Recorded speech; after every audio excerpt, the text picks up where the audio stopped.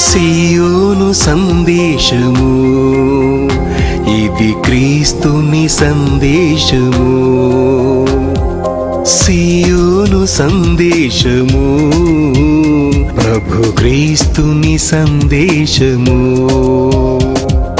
ప్రేమతో నిన్ను ఓదార్చి, కరుణతో నిన్ను చేరదీసే.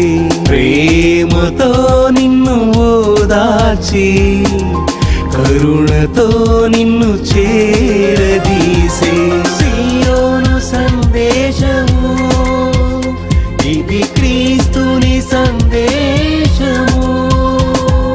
సియోను సందేశము, ఇది క్రీస్తుని సందేశము.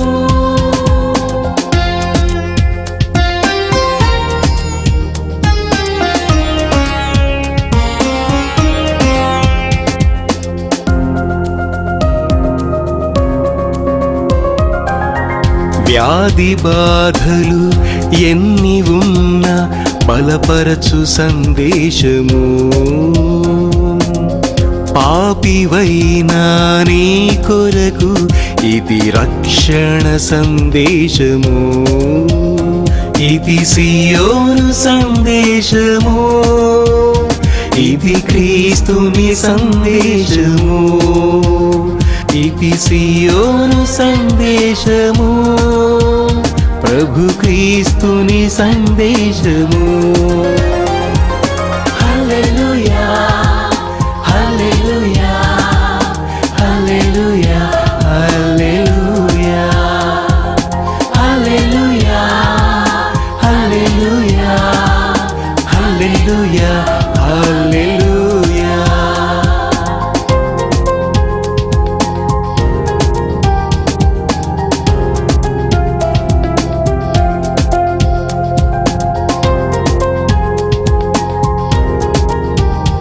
క్రీస్తు నామమున చేరిన మీకందరికీ పరిశుద్ధుడు, పవిత్రుడు, పరమందు ఇహమందు సర్వాధికారం కలిగిన లోకరక్షకుడైన యేసు నామమున మీకు శుభములో ప్రత్యేకంగా నంబర్ 1 న్యూస్ ఛానల్లో ఈ కార్యక్రమమును, ఆత్మీయ కార్యక్రమమును వీక్షిస్తున్న మీ అందరిని బట్టి ప్రభువుకు వందనాలు చెల్లిస్తూ ఉంటున్నాము.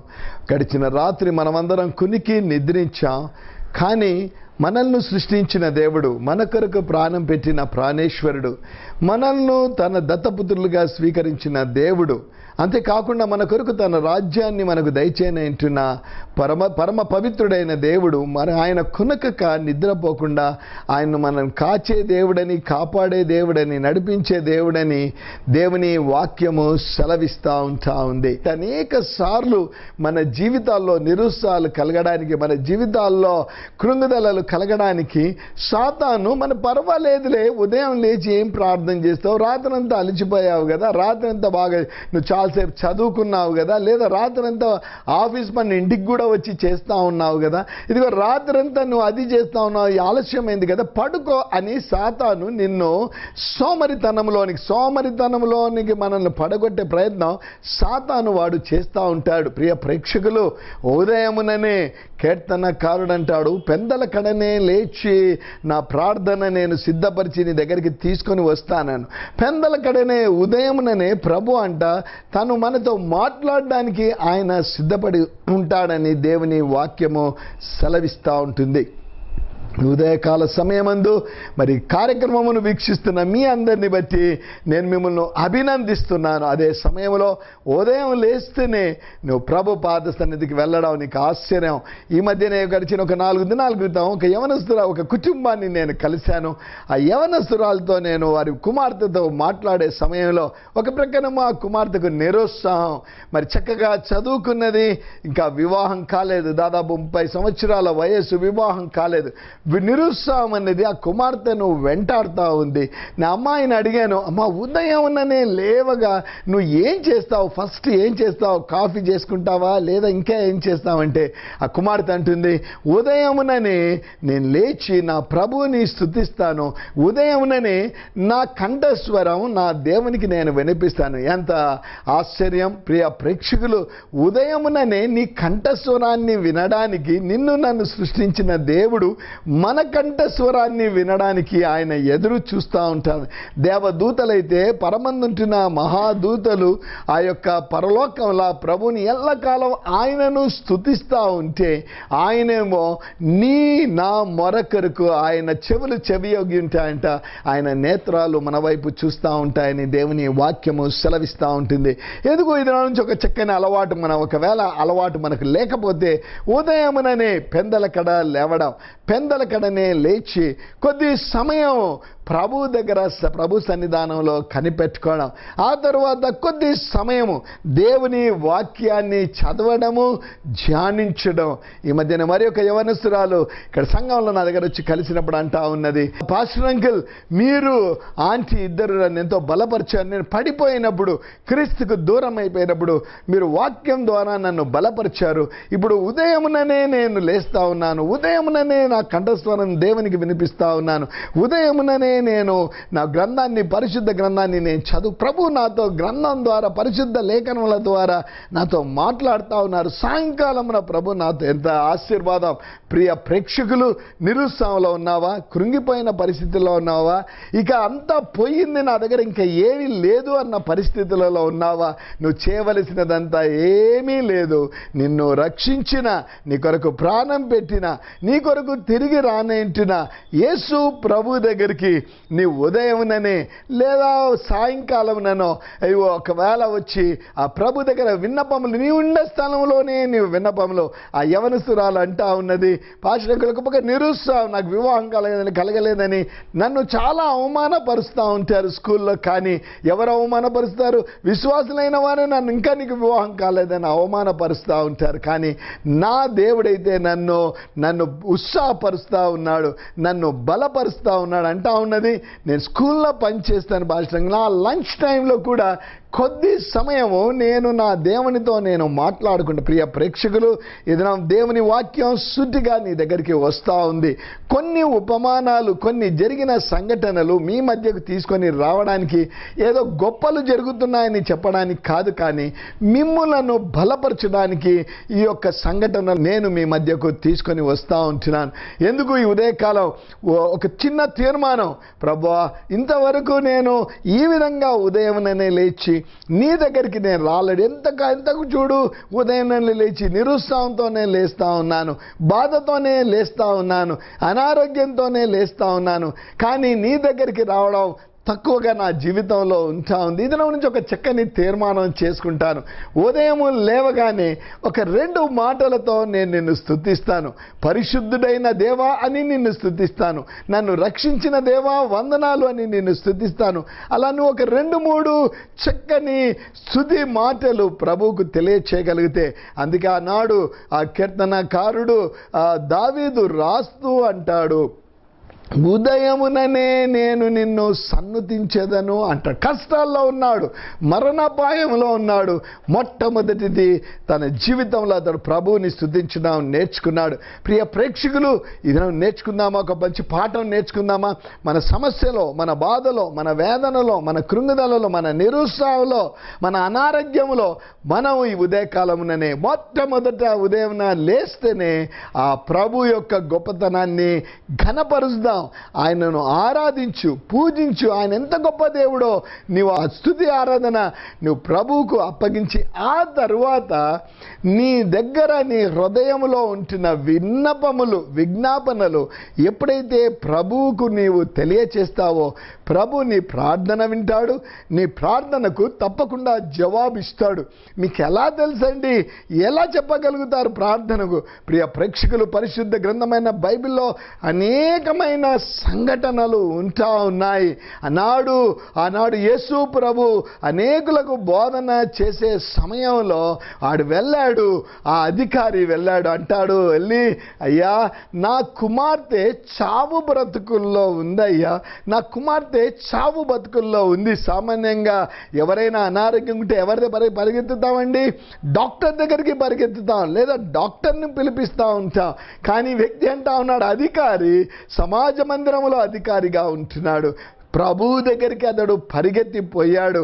అయ్యా, నా కుమార్తె చావుకు సమీపంగా ఉంటుంది, నువ్వు ఒక్కసారి రావాలి అని అతడు కోరాడు. యేసు ప్రభు వెళ్ళే సమయంలో ఇంకా ఆలస్యం జరిగింది. ఆలస్యం జరిగితే ఇంటి నుంచి పనివాడు పరిగెత్తుకుంటా వచ్చి, ప్రభువుల వారిని నువ్వు ఎందుకు తొందర పెట్టుతున్నావయ్యా, నీ కుమార్తె చనిపోయిందన్న వార్త. మొదటిదేమో కుమార్తె చావు బ్రతుకుల్లో ఉంటే అతడు విశ్వాసంతో ప్రభు దగ్గరికి వచ్చాడు. కుమార్తె చనిపోయిందన్న వార్త విన్నా అతడు పరిగెత్తి ఇంటికి వెళ్ళిపోలేదు, కానీ ప్రభు కొరకు అతడు ఎదురు చూస్తూ ఉన్నాడు. ప్రియ ప్రేక్షకులు, నేను ప్రకటిస్తున్న దేవుడు అసాధ్యమైన వాటిని ఆయన సాధ్యపరచగలిగిన దేవుడని దేవుని వాక్యము సెలవిస్తూ ఉంటుంది. ఆనాడు యేసు ప్రభు ఆ ఇంటికి వెళ్ళాడు. ఆ కుమార్తె చనిపోయిన ఆ యొక్క భౌతిక శరీరం అక్కడ ఉంటా ఉంది. ఈవిడ నిద్రిస్తుంది అంటే అందరూ యేసు ప్రభుని హేళన చేశారు. కానీ యేసు ప్రభు ఆ కుమార్తె చేపట్టుకొని లేవని చెప్పినప్పుడు ఆ కుమార్తె లేచినట్లు వాక్యము సెలవిస్తూ ఉంటా ఉంది.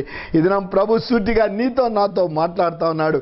నీ సమస్య ఏమైనా కావచ్చు, నీ బాధ ఏదైనా కావచ్చు, నీ నిరుత్సాహం ఏదైనా కావచ్చు, ఆర్థిక సమస్యనే కావచ్చు, మరి లేదా ఇంకో కుటుంబ సమస్యనే కావచ్చు, లేదా నీ భర్తతో సమస్యనో, నీ భార్యతోనో సమస్యనో, నీ బంధువులతో సమస్యనో, ఏ సమస్యనో నాకు తెలియదు, కానీ నువ్వు చేయవలసినంత మొదట నీ సమస్యను బట్టి ప్రభువుని స్తుతించు, నీ సమస్యను బట్టి ప్రభువుని నువ్వు ఆరాధించు, నీ సమస్యను బట్టి ప్రభువుని కీర్తించు. ఈ సమస్య నాకు నువ్వు ఇచ్చావు ప్రభువా, నీకు వందనాలు అని చెప్పు. ఆశ్చర్యంగా ఉంది ఈ మాట చెప్తా ఉంటే. నాకు నష్టం కలిగితే ప్రభువుని స్తుతించమంటారేంటి నువ్వు అంటావేమో, నాకు బాధ కలిగితే ప్రభువుని స్తుతించమంటారంటే ఏంటండి అని అంటావేమో. నీవు ఎప్పుడైతే కార్యం చేస్తావో నీ జీవితంలో ప్రభు కార్యం చేయడం మొదలు పెడతాడు. గడిచిన ఒక మాసం క్రితం సంఘములో ఆరాధన జరిగే సమయంలో మేము ప్రభువుని స్తుతించే సమయంలో ప్రభువు పరిశుద్ధాత్మ దేవుడు అన్నాడు, ఇదిగో ఈ సమయంలో నేను స్వస్థత కలగజేస్తా ఉన్నానన్నప్పుడు ప్రభు ఆ విషయం నాకు తెలియచేసినప్పుడు ఆ ఆరాధన సమయంలోనే ఆ యొక్క ఆరాధన పాట పాడే సమయంలోనే అన్నాను, ప్రభువు కొంతమందికి స్వస్థత కార్యం ఇస్తున్నానని ప్రభు చెప్పాడు అని నేను ప్రభు ఆ మాట పలికాను. తర్వాత ప్రార్థనకు వచ్చిన వారిలో ఒక తల్లి అంటా ఉంది, పాస్టర్ గారు గడిచిన దాదాపు ఒక మాసం నుంచి ఇదిగో నా వెన్నపూస మీద ఈ వెనకంతా నాకు ఎంతో నొప్పితో నేను బాధపడుతున్నాను, ఇంటి పనులు చేసుకోలేకపోతా ఉన్నాను, ఏది కూడా చేసుకోలేకపోతాను, 1 నెల నుంచి నేను బాధపడతా ఉన్నాను.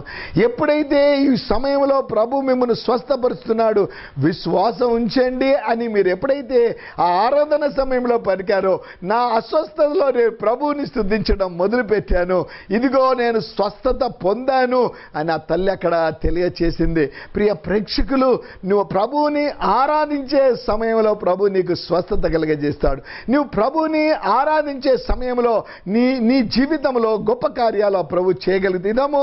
ఒక గొప్ప సందేశాన్ని ప్రభు నీ దగ్గరికి తీసుకొని వస్తా ఉన్నాడు. మొదటిది, మహాఘనుడైన ప్రభుని నీవు ఆరాధించవలసిన వ్యక్తిగా ఉంటున్నావు, ఆయనను ఘనపరచవలసిన వ్యక్తిగా. దావీదు అందుకే 34వ కీర్తనలో ఆ మాట పలికాడు. గడిచిన దినం ఆ సందేశాన్ని కూడా మేము మీ మధ్యకు తీసుకొని రావడం జరిగి ఉంటా ఉంది. 34వ కీర్తనలో కీర్తనకారుడు అంటాడు, ఇదిగో నా యొక్క సమస్యలు అంటా ఉన్నాడు, నేనెల్లప్పుడూ యెహోవాను సన్నుతించెదను, నిత్యము ఆయన కీర్తి నా నోట ఉండును. ఎటువంటి సమయంలో అండి, ఒక రాజు దగ్గర అతడు ఉంటా ఉన్నాడు, అబీమెలెకు అనే రాజు ఎదుట అతడు వెర్రివానిగా ప్రవర్తించాడు. గొప్ప శక్తిమంతుడు, గొల్యాతును ఒక రాయి ద్వారా కొట్టి చంపివేసిన ఆ దావీదు ఆ రాజు దగ్గర వెర్రివాని వలె మరణం అతన్ని వెంటాడుతూ ఉంది. ఆ సమయంలో అంటాడు, దావీదు అంటాడు, నేనెల్లప్పుడూ 1 దినమా 2 దినాలా 1 సంవత్సరమా, నా జీవితాంతం ఎల్లప్పుడూ నేను యెహోవాను సన్నుతించెదను, నిత్యము ఆయన కీర్తి నా నోట ఉండును. ఈ ఉదయకాలం చేస్తున్నావా కార్యం? నీ నిరుత్సాహంలో ఈ దినం ప్రభు అద్భుత కార్యం చేస్తాడు. నీ యొక్క బలహీనతలో నిన్ను బలవంతురాలుగా చేస్తాడు.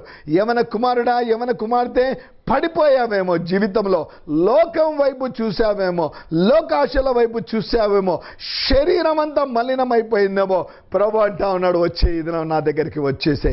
నువ్వు మొదట నన్ను హృదయంలోనికి నువ్వు స్వీకరించాలి. ప్రియ ప్రేక్షకులు, ఈ ప్రభువుని నువ్వు స్తుతించాలి అంటే ఈ ప్రభువుని నీ హృదయంలోనికి నీవు ఆహ్వానించాలి.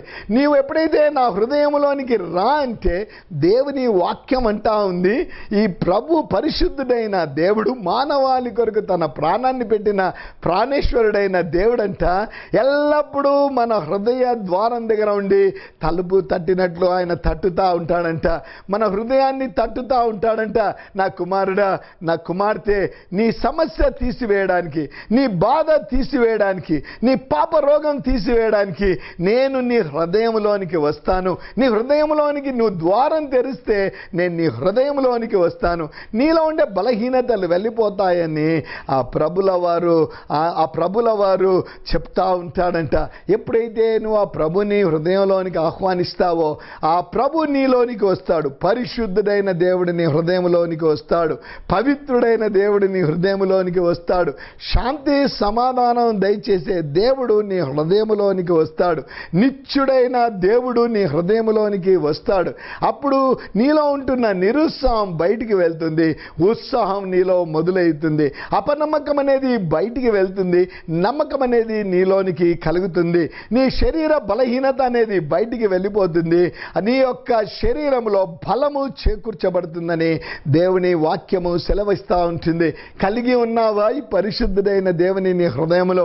లేకుంటే ఎందుకు ఈనాడే ప్రభువా నా హృదయంలోనికి రా అని నువ్వు పిలిస్తే ఆయన నీ హృదయంలోనికి, దీన్ని నువ్వు డబ్బు ఖర్చు పెట్టవలసిన అవసరం లేదు. అయ్యా, సహాయం చేసే దేవుడవైన నీవు నా హృదయంలోనికి రా అని నీవు పిలిస్తే ఆయన నీ హృదయంలోనికి వస్తాడు. ఎప్పుడైతే నీ హృదయంలో ఆయన ఉంటాడో ఆయనను నువ్వు కీర్తించడం, ఘనపరచడం నువ్వు మొదలు పెడతావు. అంతేకాకుండా ఎప్పుడైతే ఈ కార్యం చేస్తూ ఉంటావో, నీవు ఈ కార్యాన్ని చేస్తూ ఉంటావో, నీ జీవితంలో ప్రభు కార్యాన్ని గమనిస్తూ ఉంటున్నావా?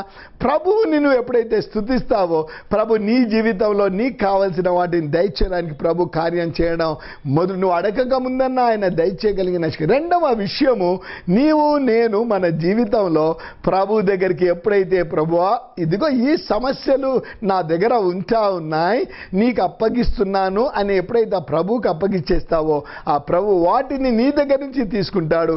నీకు కావలసిన వాటిని ఆయన ఆశ్చర్యకరంగా ఉందా?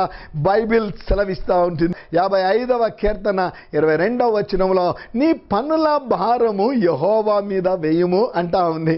నీ సమస్యలు యెహోవాకు అప్పగించే, నీ బాధ యెహోవా దేవునికి అప్పగించే. ఎప్పుడైతే నీ పనుల భారం ఆయనకు అప్పగించేస్తావో ఆయన వాటిని మోయగలిగిన శక్తిమంతుడు. ఆయన అంటా ఉన్నాడు, cast all your burden upon me, I careth for you అని అంటా ఉన్నాడు. మీ యొక్క దుఃఖ బాధలన్నీ నాకు ఇచ్చేయండి అని ప్రభు అంటా ఉండగా, ఎందుకు నీకుంటున్న ప్రత్యేకమైన తల్లి, నీకుంటున్న సమస్య ఇది నా ప్రభుకి ఇచ్చేయి. తండ్రి, నీకుంటున్న సమస్యను ఆ ప్రభువుకి అప్పగిచ్చేయి. ప్రియ యవనస్తురాలు, యవనస్తుడు, ఎంతకాలం కుమిలిపోతావు నువ్వు చేసిన తప్పిదానికి? ఎంతకాలం నీ బాధతో ఇంకా నువ్వు కుమిలిపోతావు? ఆఖరికి అనుకుంటున్నావు ఎందుకు జీవితం, నేను ఈ యొక్క చనిపోతే బాగుంటుంది కదా అని తలంపులు నీకు ఎదురైతా ఉన్నాయి. కానీ నేను ప్రకటించే దేవుడు అంటా ఉన్నాడు, అవన్నీ నువ్వు చేయవలసిన అవసరం లేదు. నువ్వు చేయవలసినదంతా నీకు సహాయం చేసే దేవుడైనా నా దగ్గరికి వచ్చేసే అన్న ప్రభు నిన్ను పిలుస్తూ ఉంటున్నాడు. ప్రేమతో యేసు నిన్ను పిలుస్తూ ఉంటున్నాడు. నిన్ను ప్రేమతో పిలుస్తూ ఉన్నాడు. ప్రేమ జాలి కలిగిన దేవుడు నీలోనికి రావడానికి ఆయన సిద్ధంగా ఉంటున్నాడు. వచ్చి నీ కార్యాన్ని నెరవేర్చడానికి. నేనేదో జోస్యం చెప్పటం లేదండి, లేదా ఏదో చెయ్యి చూసి నేను చెప్పటం లేదు, చిలక శాస్త్రం నేను చెప్పటం లేదు. పరిశుద్ధ లేఖనములో ఉండే మాటలు నేను మీకు తెలియచేస్తూ ఉంటున్నాను. అందుకే మరి చక్కని మాట బైబిల్లో ఉంటుంది, రుచి చూచి ఎరిగి తిని యెహోవా ఉత్తముడని. యు టేస్ట్ అండ్ సీ, ఇంగ్లీష్లో చక్కని పాట కూడా ఉంది, O taste and see that the Lord is good. నీవు ఆయనను రుచి చూస్తేనే కదా. చాలామంది అంటూ ఉంటారు, హైదరాబాద్లో ప్యారడైజ్ బిర్యానీ చాలా రుచికరంగా ఉంటుంది. కారణం వారు రుచి చూచారు కాబట్టి. ప్యారడైజ్ బిర్యానీ రుచిగా ఉంది కాబట్టి వారు రుచి చూచారు. కానీ నీకు సహాయం చేసే దేవుని ప్రేమను రుచి చూచిన ప్రేక్షకునిగా ఉదయకాల ఉదయకాలం కార్యక్రమం నీవు వింటా ఉన్నావా? ఎక్కడ ఉన్నదండి, ఎక్కడ నా జీవితంలో ఇదే నిరుత్సాహం నన్ను వెంటాడుతూ ఉంది అని అనుకుంటున్నావా? ఇది ఎందుకు ఒకసారి విశ్వాసంతో నీకు సహాయం చేసే దేవుని వైపు నువ్వు చూడకూడదు? ఆనాడు జరిగిన సంఘటన అపోస్తల కార్యంలో అదే మనం గడిచిన దాదాపు ఒక 3-4 మరి యొక్క సందేశాల్లో దాటిని గమనిస్తూ వచ్చాం. ఎప్పుడైతే పేతురు యోహానులు వచ్చి వారికి ఇదిగో మమ్మను బోధించకూడదు అని మాకు తెలియచేశారని చెప్పారో, వారి స్వజనులు చేసినదల్లా నాదా అని వారు మొరపెట్టాడని జ్ఞాపకం చేయబడ్డాం. నాదా అని వారు ఎప్పుడైతే మొరపెట్టారో, అంతేకాకుండా వారు నాదా అని మొరపెట్టడమే కాకుండా వారు ఏమన్నారంటే రోగులను స్వస్థపరచుటకును, ఇంకేమంటా ఉన్నారు, నీ పరిశుద్ధ సేవకుడైన యేసు నామం ద్వారా సూచక క్రియలు మహత్కార్యములు చేయుటకు నీ చెయ్యి చాచి ఉండగా వారంటా ఉన్నారు, అయ్యా నీ చాచబడిన హస్తం నాదా, నీ చాచబడిన హస్తం నాదా, నీ అద్భుతములు చేసే హస్తం, సూచక క్రియలు చేసే హస్తం, స్వస్థపరిచే హస్తం చాచబడి ఉండగా ఏమని అడుగుతా ఉన్నారు? వాక్యాన్ని మేము బోధించినట్లు, వాక్యాన్ని ధైర్యంగా బోధించినట్లు శక్తిని దయచేయమని ఎప్పుడైతే వారు ప్రార్థన చేశారో, ప్రభు దగ్గర మొరపెట్టారో, తమ సమస్యను ఆ ప్రభువుకు అప్పగించారో, ఆ సమస్య ఎలా తీర్చుకోవాలని వారు కష్టపడలేదండి.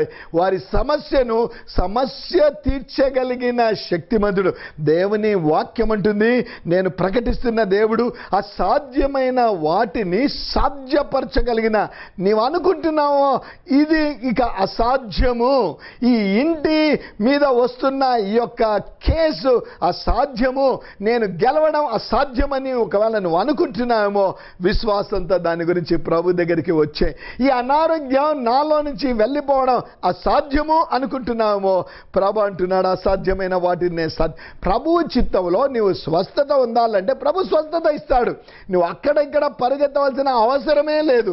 నీ విశ్వాసం అన్నాడు, ఆ తల్లితో అన్నాడు, నీ విశ్వాసము నిన్ను స్వస్థపరచెను అని ప్రభు సెలవిచ్చాడు. నీ ఉన్న చోట్లో నీ విశ్వాసాన్ని ప్రభువుకు నువ్వు తెలియచేయాలి.